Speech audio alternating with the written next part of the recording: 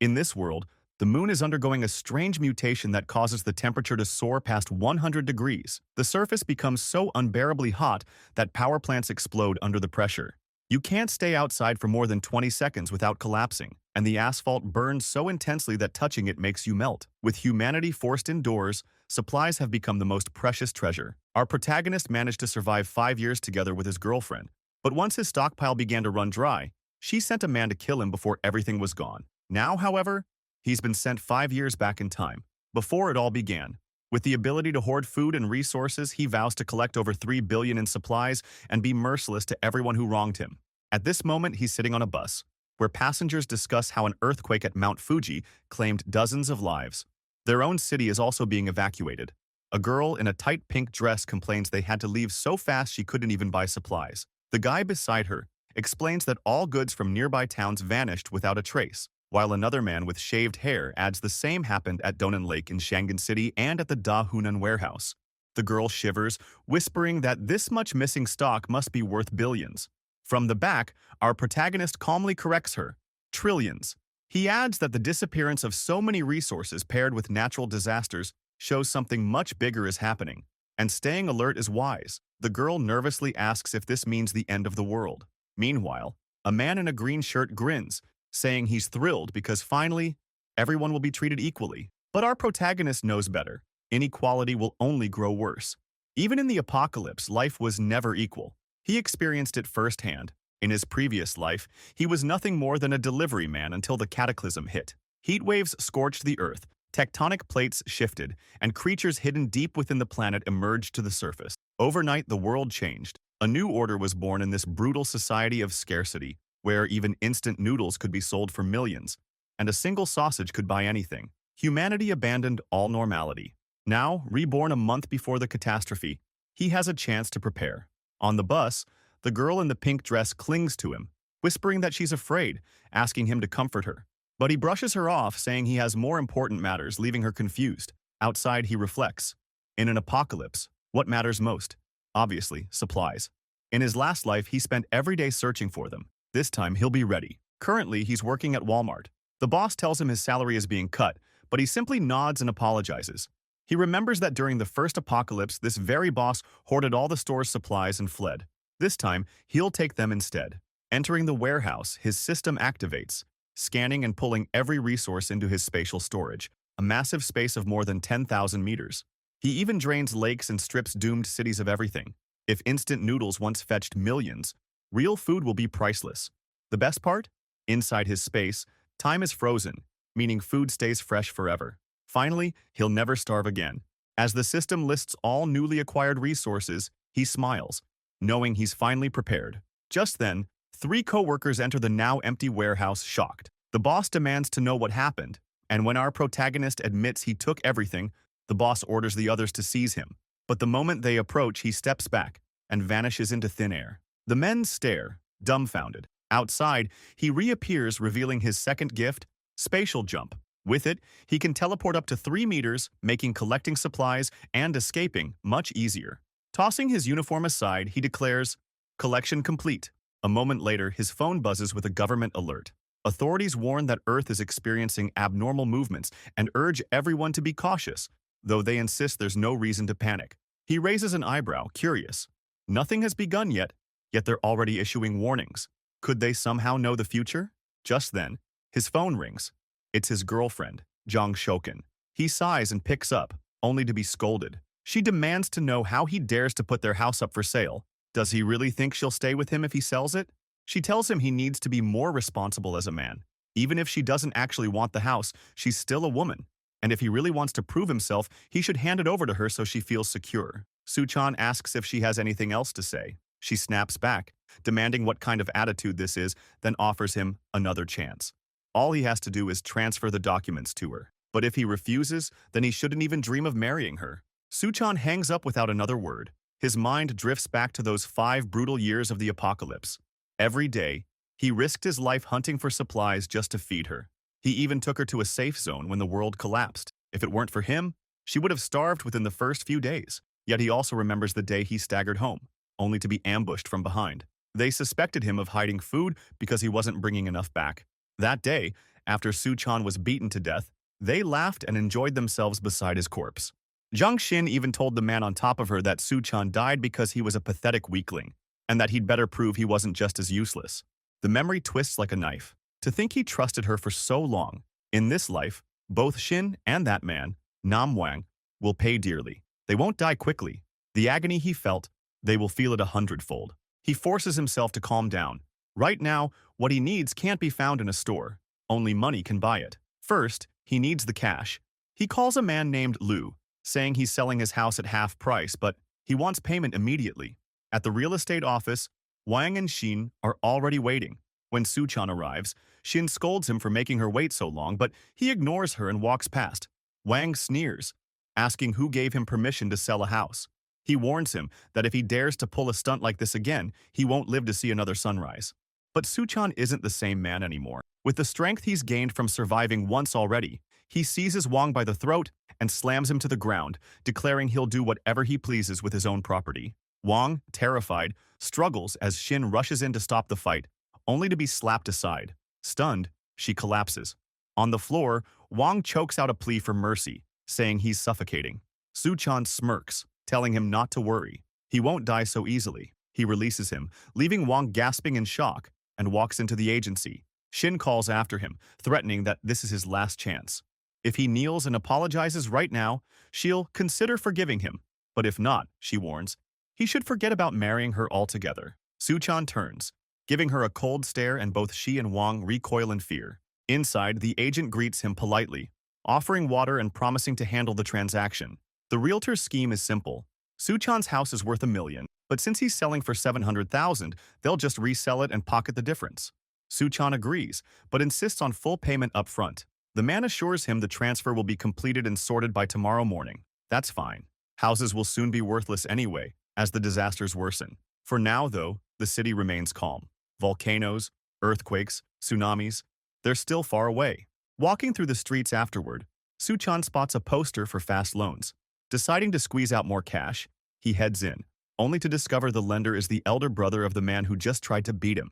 He remembers that this guy will be torn apart by monsters in the first days of the apocalypse.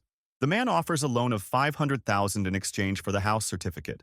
Suchan hands it over but demands an additional $100,000, promising he'll win it all back at the casino in a week. Amused, the broker assumes Suchan is just another desperate gambler who'd even sell out his own family. He happily agrees, transferring $600,000. Outside, Wang and Xin are furious, swearing he'll regret this. As they spot him again, Wang grabs his neck in frustration, though fear flickers in his eyes. They decide to follow him. Meanwhile, Suchan recalls that several towers will collapse once the tsunamis hit, but one building, the Green City Hotel, endured until the very end. Its presidential suite was stocked, even with its own pool. It could serve as the perfect base. Stepping inside, he's welcomed by an attendant named Luke Sinu, who asks how she can help. Suchan replies calmly, he wants 1,000 banquet tables.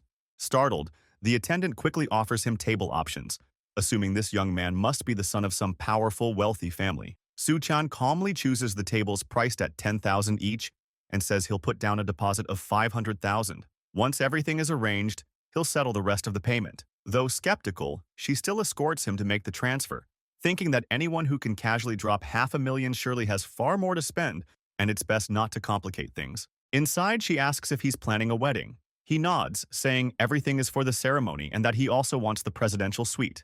Later, Suchan leaves the hotel smiling. With just a deposit of $500,000, he secured more than $10 million worth of food. The balance doesn't matter. Once the apocalypse arrives, the frozen ice blocks he's collecting will be worth billions.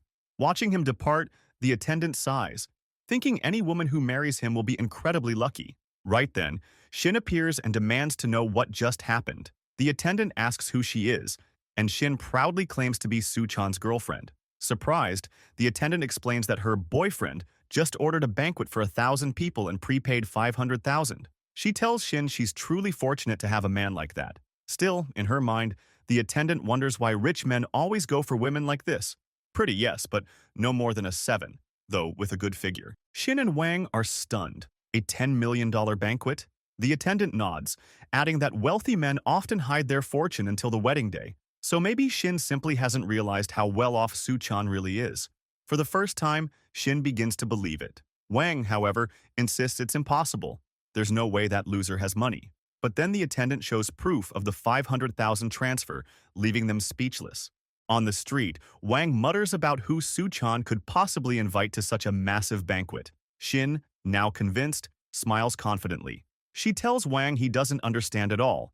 Su-chan is preparing to introduce her into a circle of millionaires. Only then will he reveal his true identity. Wang, however, doubts every word. Shin silences him with a slap, determined to seize her chance.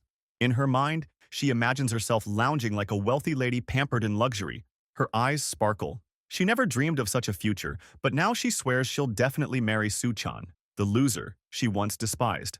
Meanwhile, Su-chan is tallying up the day's gains. 700,000 from selling his house, another 600,000 from loans, and now 500,000 tied to the banquet.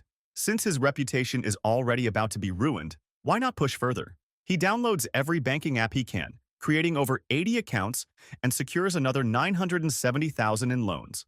With money in hand, he turns to what really matters: survival tools, fireplaces, ice machines, smokeless charcoal, and other essentials that won't be found in shops once disaster hits.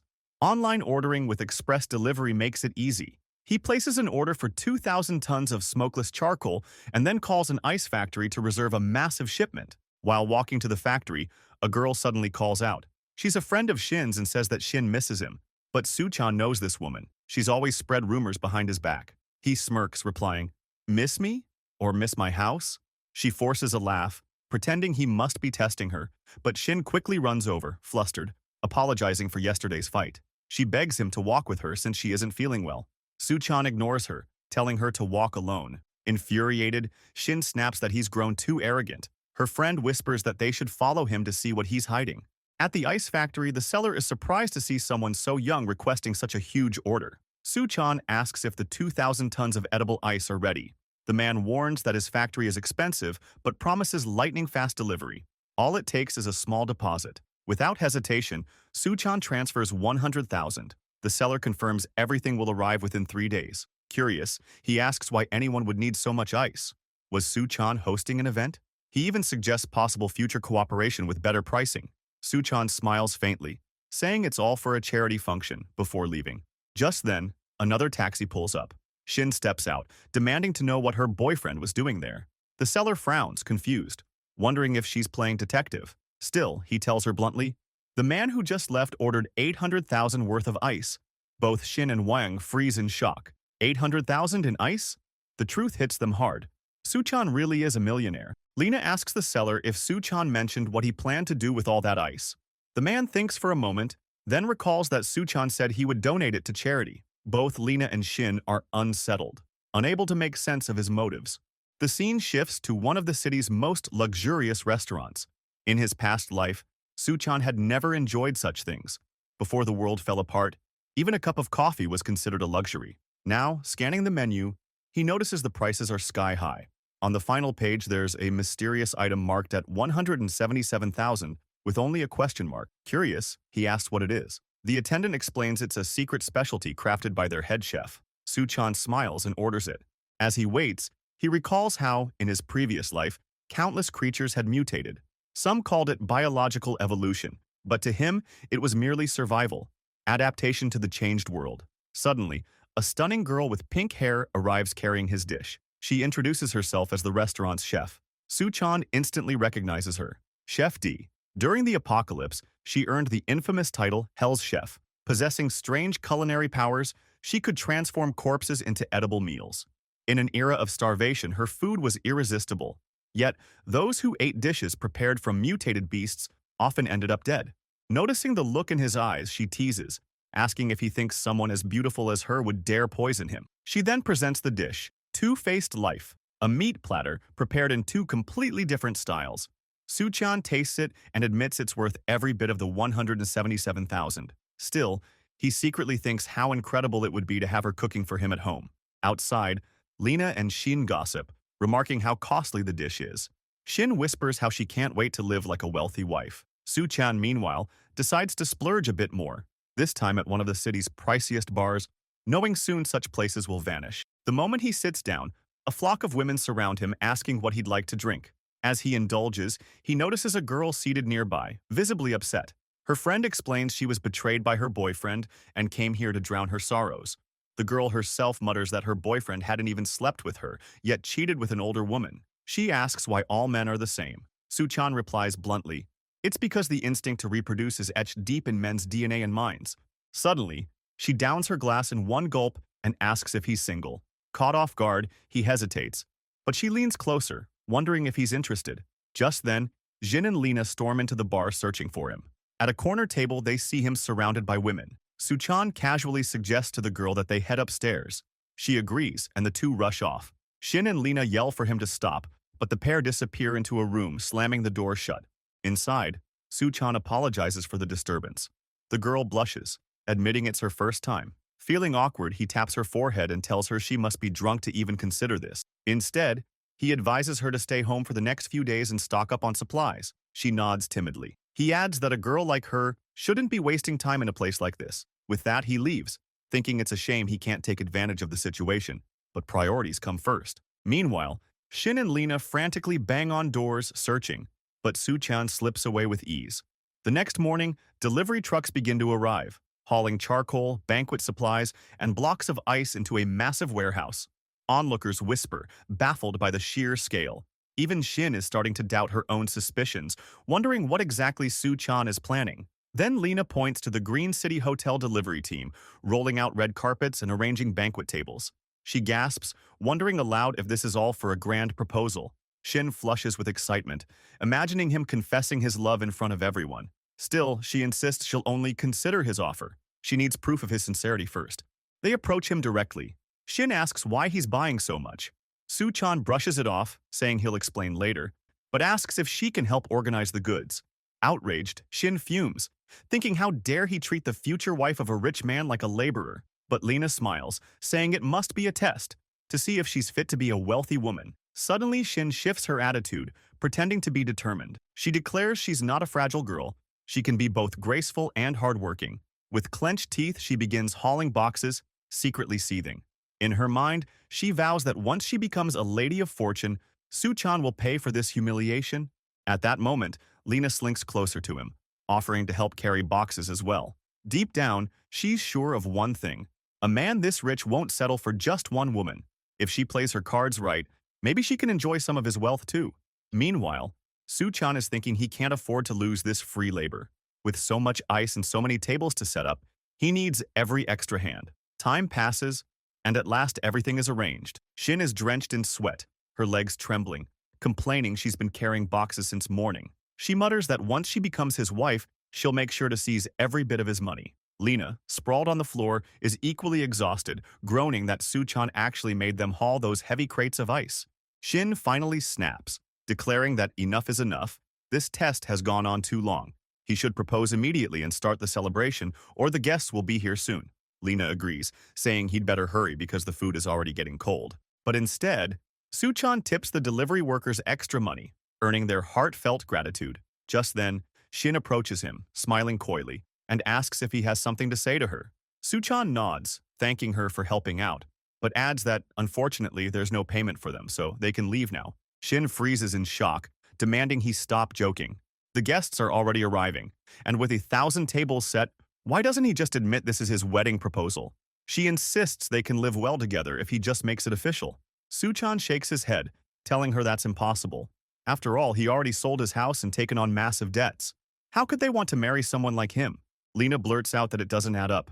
How could someone with no money buy so much ice and food? Suchan calmly replies that all this is for his wealthy boss's charity project. Shin's face twists in fury. She lunges at him, screaming that he's been lying to her the whole time. Suchan insists he hasn't lied once. She falls to the ground, glaring up at him with venom, spitting that he's nothing but a broke loser who should forget about marrying her. He tells her bluntly he isn't interested anyway. Furious, Shin storms off, vowing he'll regret this. Lena follows, throwing him one last hateful glance. Suchan only smirks, thinking to himself that once the apocalypse begins, they'll be the ones who regret everything. He closes the warehouse door behind him and begins transferring all the supplies into his storage space. At last, preparations are complete. Later, back at the hotel, the man he borrowed money from, Wang Dahai's brother, spots him. Wang pulls Shin aside, whispering that she should forget about Su-chan and stick with him. She grits her teeth but admits Wang isn't such a bad option after all. He even has an influential brother, definitely better than that loser. At that moment, Su-chan suddenly appears, sneering that she really throws herself at anyone. Startled, Shin spins around, demanding to know what he's doing there. Wang points at him, telling his brother that this was the guy who attacked him earlier. Dahai squints, recognizing Su-chan as the kid who borrowed 600,000 from him, and whose repayment is due tomorrow. Wang grins, saying it's perfect. Now they can settle both debts at once. Shin laughs cruelly, saying she's glad to finally be rid of such a worthless man, especially one who owes money to Dahai's family. Su-chan mutters that it really is impossible to enjoy a proper meal in this place. Dahai reminds him that his payment deadline is tomorrow. So why is he here at the hotel acting like everything's fine? Wang yells at his brother not to even bother speaking with him, since this is the guy who humiliated him. Just then, Sinu, the attendant, hurries over to see what the commotion is. Dahai declares that if Su-chan kneels and apologizes right here, they'll let it slide for today. Sinu turns to Su-chan, asking what's going on. He brushes it off, saying it's just a few pests buzzing around. Dahai slams his hand against the table, warning that the only reason he's tolerating this is because Su-chan's repayment is due tomorrow. Before the tension can rise further, a calm voice cuts in from across the room. A man with a sharp goatee steps forward, asking what the disturbance is and who dares cause trouble in his place. Both Su-chan and Dahai recognize him immediately. Gong Kong. Dahai's expression changes instantly. He bows his head, apologizing, and asks why someone like him is here. Gong replies coldly that he has important business tonight, and this isn't the place for petty fights. Dahai knows full well who this man is. An entrepreneur on the surface, but deeply tied to the underworld, with countless men under his command. Going against him would be suicide. Dahai swallows his pride, mutters an apology, and leaves. Su-chan, however, recognizes Gong by another name, Skull Crusher. In the apocalypse, this man rose to become one of the most terrifying forces alive, even commanding the boss of hell. Su-chan recalls that this hotel was one of the first places where people awakened powers. Perhaps Gong's strength came from something hidden here. Gong casts a long, cold stare at Su-chan, while Su-chan quietly thinks, whatever happens in this hotel, whatever chance presents itself, I'll seize it. Later, Gong is seen leading Duan, the pink-haired chef, to meet someone named Mr. Sunday. The man greets her warmly, saying he has long looked forward to meeting the beautiful Miss Duan. With a smile, he pours her a drink. Duan immediately notices something off about the glass placed before her. Clearly, it's been laced with some kind of drug. Meanwhile, Su-chan recalls how, in his previous life, he had hidden in a basement with Gong Kong, barely clinging to survival. He never imagined that in this timeline he would push her away, and yet she still ended up here. But now it's the perfect chance for revenge. By the pool, the two brothers are relaxing, remarking on how unusually hot the night feels. Still, they laugh, saying it's worth it since the girls will soon show up in bikinis. Looking upward, they point to the sky. The moon seems unnaturally bright, almost glowing like the midday sun. At that very moment, Wang boldly declares his love to Shin. Back in his suite, Su-chan lifts a glass toward the glowing moon, smirking that their love is about to explode. With that, he welcomes the apocalypse. Suddenly, the moon begins to shake violently, radiating a crimson aura. Everyone outside feels the sting immediately. Their skin burns as if set on fire. Panic spreads. People sprint back toward the hotel, screaming, "Why is the moonlight burning us?" Inside the lobby, chaos erupts. Guests are bewildered. It's night, yet everything is blindingly bright. The three troublemakers rush in, their skin already crimson, desperately searching for relief. They spot an aquarium, smash it open, and plunge inside to cool themselves. Staff members rush over, demanding to know what's happening and where Dahai's brother has gone. At that moment, Dahai stumbles in, his body scorched and blistered beyond recognition. Meanwhile, upstairs in the private room, Mr. Sun presses Duan, asking why she hasn't touched her drink. Gong Kong suggests they all head to the banquet instead, but Mr. Sun insists that in this city, no one dares refuse the wine he offers. Duan seethes, realizing Gong has betrayed her, so desperate to climb socially that he's served her up to this predator. She knows Sun all too well, a so-called untouchable man in Shanggu City, infamous for ruining countless women. And tonight, she is his target. There's no doubt the drink is poisoned, but refusing could be dangerous. Before she's forced to decide, the burning moonlight pierces through the windows, forcing them to slam the curtains shut. People cry out in pain, their skin sizzling under the red glow. Mr. Sun clicks his tongue, saying they'd better head downstairs to understand what's happening. Duan feels relief, using the chaos as her way out. In the lobby, Sinu tries calming guests, assuring them that rescue forces must already be on their way. Gong orders one of his men to investigate. The henchman quickly reports back, "The moon has suddenly turned crimson, raising the temperature outside by more than 70 degrees. News is spreading fast. Hundreds already injured, many with severe burns." Mr. Sun calls the minister, demanding an escort, but moments later informs Gong that they won't be coming. Elsewhere, Dehai writhes in agony, his charred skin blistering. Staff try applying burn ointments, but it barely helps. He needs a hospital, but stepping outside is suicide. He dials a friend, begging him to pick him up. The man agrees reluctantly, grumbling about the distance. But as soon as he pulls out of his garage, he realizes something is terribly wrong. The suffocating heat bursts his tires within minutes. Stumbling out, he calls Dehai back, warning he'll be delayed. Then, as he runs, the soles of his shoes begin to melt. He collapses, horrified, spotting another body nearby, already dried to a husk.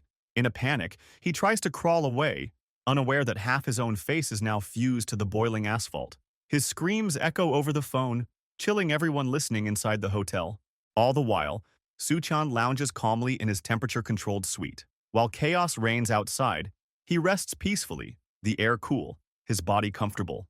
Government broadcasts cut in. Due to the moon's radiation, surface temperatures have climbed over 75 degrees, with the ground itself exceeding 100 degrees. Hundreds are already dead. Citizens are urged to stay indoors to avoid burns and respiratory failure. Then, one of the city's power plants detonates from the excess heat, plunging parts of the region into darkness. Communications are cut. Gong curses. He's lost contact with his men. In the last room left with power, Shin and Lena complain bitterly about being forced to share with so many men. Before long, the electricity fails completely, the air conditioning dies, and the heat becomes unbearable. People strip down, gasping, drenched in sweat. Shin recalls Suchan's suite had a pool and bites her lip. Meanwhile, in that very suite, Suchan swims leisurely, unfazed. He had already known the power grid would fail, which was why he specifically chose a room with its own pool, vertical air conditioners, and massive backup batteries. As he climbs out, he admits he's running low on ice, but shrugs it off, settling into a sofa. "Not bad," he mutters. Feeling hungry, he sets up a banquet spread. After all, it's the first day of the apocalypse. Why not start with a small breakfast? He smirks, wondering when Gong Kong will finally awaken his powers. Just then, a knock sounds at the door, followed by a voice. "We know you're in there." Suchan, confident in both his teleportation ability and the careful preparations he's made, knows he has nothing to worry about. Deciding to stir up envy and anger, he deliberately unlocks the door. The moment it cracks open, a blast of cool air rushes out. Everyone outside gasps, feeling an indescribable relief. Why does it feel so refreshing in there? How does he still have air conditioning? Suchan calmly asks if they need something. Wang immediately shouts, pointing at the room. He has ice, a pool, food, and power. Lena and Shin scream at him, demanding how he could let them suffer in the burning heat all day while he enjoyed luxury inside. They order him to step aside immediately. Dehai snarls that the time to pay back his debts has come and tells Suchan to hand over the room. But the instant he steps inside, there's a gunshot. The bullet rips into Dehai's stomach. He stumbles back in shock, staring at the wound. Suchan warns coldly, "Take one more step and you'll die." The crowd trembles. Does he really have a gun? Outraged, Dehai demands to know where he got it. But before he can finish, another gunshot rings out. He collapses, clutching his leg, screaming in pain. Suchan raises his weapon toward the door, declaring, "Anyone who wants to die can stay. You have 3 seconds. If you're in my line of sight, you won't live." Downstairs, Gong Kong is interrogating Di Shu about how a hotel this size could possibly have no food. Nervous, she admits there was a banquet for over 1,000 people, and new supplies were scheduled to arrive today. Mr. Sun, dousing himself with water to cool off, orders her to bring every drop of food and drink immediately. Families in the lobby shout angrily at him for wasting water, and a brawl nearly erupts. Suddenly, Dehai stumbles in, bleeding heavily. People cry out that Suchan shot him. Seeing the injuries, Gong Kong frowns. "So, there's a gunman upstairs. Looks like a tough one." Shin seizes the chance to expose him. She shouts that Suchan's room has power, air conditioning, and even a swimming pool. The crowd surrounds her, demanding to know if it's true. She swears it is, adding that he has plenty of food and even ice cubes. The mob grows restless. Gong orders one of his men to check. When Suchan once again opens the door, That same refreshing wave of cool air spills out, nearly intoxicating the crowd. "This is paradise," someone mutters. The desperate crowd pleads with Suchan, begging him to share with the elderly and insisting that in an emergency, he should help everyone. A chubby child suddenly spots fried chicken on the table inside and lunges for it. Suchan reacts instantly, kicking him in the stomach and sending him flying back. "Control your kids," he growls, "or I'll do it for you." Outrage explodes. They call him a monster, a child abuser, unworthy of that room. The mob surges forward, but another gunshot cracks through the hall. One man drops instantly, bleeding out. Suchan's icy voice follows. "I may be alone, but each of you has only one life. Step carefully." In his mind, he knows that if things go south, he can simply slip through his portal and vanish. Downstairs, Wong seethes. With his brother already shot twice, the crowd drags Dehai's twitching body outside, leaving it to rot. Wong screams that they have to kill Suchan at all costs. Back upstairs, Lena and Shin, sweating, trembling, nearly fainting from the heat, plead with him sweetly. They insist they love him, that he loves them, and that he surely wouldn't dare hurt them. If he lets them stay in his room, they promise to keep him company all night. Suchan smirks. "Since you want to work together so eagerly, come in." Overjoyed, they approach, only for Wang to suddenly shove between them, charging at Suchan with murder in his eyes. Just as he's about to strike, Suchan smashes a blow into his face, sending him crashing back into the two women. All three collapse in a heap, battered and dazed. The others hesitate, too afraid to enter now. Suchan waves them off. "Leave. For now, I'm being lenient. But if anyone tries again, the artillery robot inside will deal with you in seconds." The crowd recoils in fear. From outside the hotel, the roar of engines echoes. Military tanks roll up, and armed soldiers in protective suits enter the lobby. The survivors' eyes light up. They believe rescue has arrived. The soldiers call out, asking if someone named Liu Singo is present. A man timidly steps forward. "That's me." They toss him an insulation suit and order him to put it on. "You're coming with us."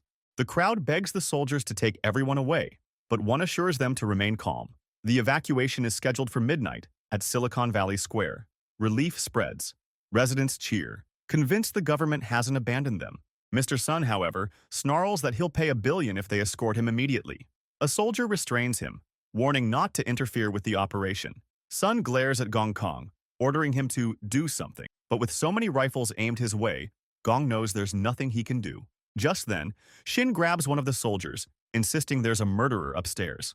Lena joins in, shrieking that he's already killed several people and will wipe out everyone in the hotel. They beg the soldiers to act. A young officer, Xiao Fang, volunteers to check. His comrade warns him not to be reckless. Armed, Fang cautiously ascends the stairs. Shin smirks to herself. "Perfect. Once that soldier kills Suchan, I'll take over his room." The hallway feels eerily still as Xiao Fang advances. He notices a camera trained directly on him. Before he can react, Suchan's door bursts open. Something metallic lands at his feet. Bang! A blinding flash erupts in his face. Dazed, Xiao Fang stumbles as smoke and sleeping gas swirl around him. Before he can recover, Suchan appears behind him, striking him hard across the head. Darkness swallows him. When he wakes, he's lying in a freezing room, surrounded by piles of ice. Suchan sits calmly before him. "Your name is Lu Xiaofang, captain of the Special Forces. Now that you're awake, let's talk." Blinking, Xiaofang demands to know who he is, how he got his weapons, and why this room is so cold. Suchan shrugs. "Just a regular graduate. Picked these things up in the Middle East." Then he asks, "The government scheduled rescue points for tomorrow morning, didn't they?" Xiao Fang stiffens. How could he already know? Suchan sighs. "So it really is unfolding the same way as last time," he warns. "Even at midnight, the temperature won't drop enough. People won't survive 10 minutes outside. The majority will die on the way." Xiao Fang argues they have no alternative. Too many are starving at home, unable to bear the heat. Rescue teams can't fetch them all. Vehicles can't be modified in time. The only chance is for everyone to run for it, covering themselves with blankets if necessary. Suchan grips his shoulder suddenly, pressing a gun against him. Fang tries to calm him, insisting he only wants to warn people about the blankets. After a tense pause, Suchan cuts the ropes binding him. "Fine. You're saving lives, I respect that. But don't try coming in here again." Fang asks if he isn't afraid he'll return with reinforcements. Suchan simply gestures toward the corner. Fang freezes. It's an automated turret with facial recognition, ready to fire.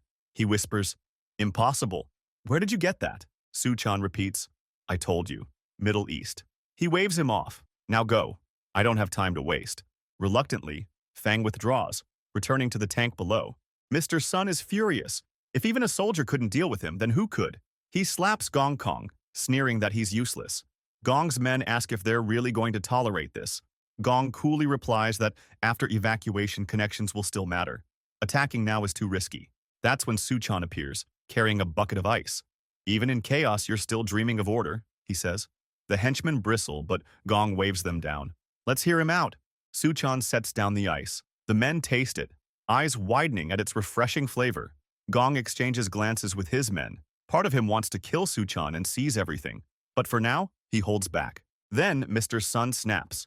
He kicks Suchan in the gut, roaring that he's a liar for hiding ice all along. He stomps him repeatedly, threatening that if he's hiding anything else, he'll die for it. In the corner, Duan sits quietly, trying not to draw attention. Sun's gaze falls on her. He sneers, mocking her modesty. Everyone's melting from heat, yet you don't even have the guts to take off your clothes. He grabs her arm, leering. I'm tired of your attitude. Tonight I'll have my fun first, and afterward, everyone else can take turns. Duan slaps him across the face. Bastard! His eyes darken. With a savage grin, he rips her shirt. For disobedience, I'll make you regret it. Duan collapses to the floor, terrified. Mr. Sun leers over her, sneering that she's drenched in sweat and he's only doing her a favor. But before he can continue, Gong Kong suddenly steps forward. Enough, he growls.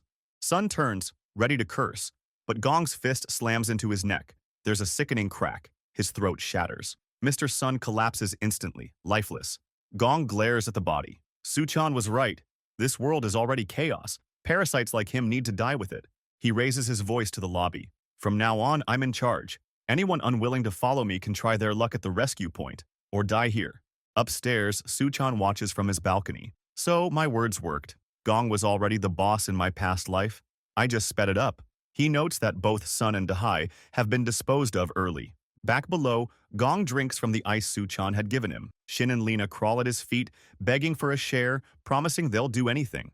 He tosses them a chunk, smirking. Fine, but you'll obey my every order. One of his henchmen asks why they aren't heading to the rescue point. Gong waves him off. Too far, too uncertain.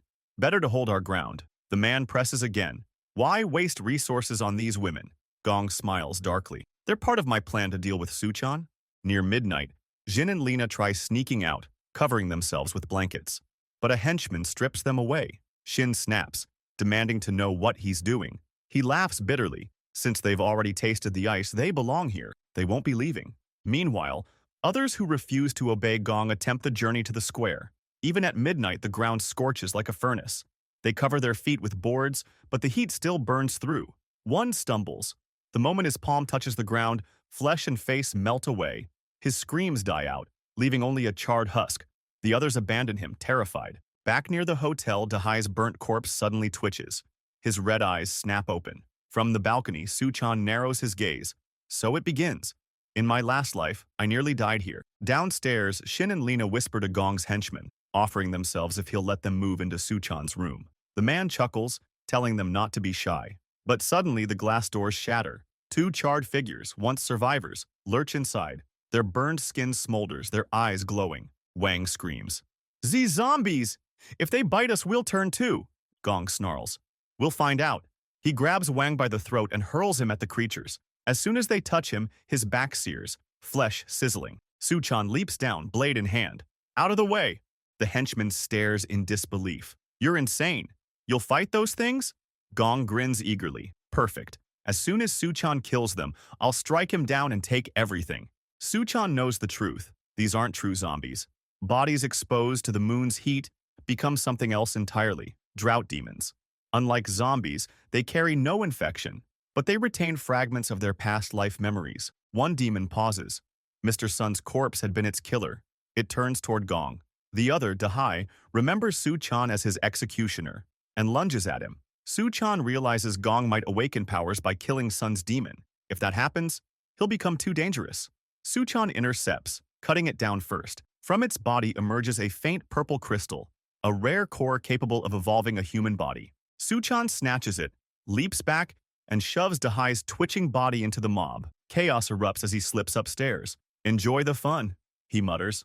Back in his room, he drops the core into a glass and swallows it. Instantly, fire surges through him. His eyes glow crimson, veins burning as his clothes char away. Writhing, he collapses onto an ice block, screaming as the energy reshapes him. Downstairs, the demons drain every last drop of water, leaving nothing drinkable. Desperation grows. Some attempt to flee, but Gong's henchmen restrain them.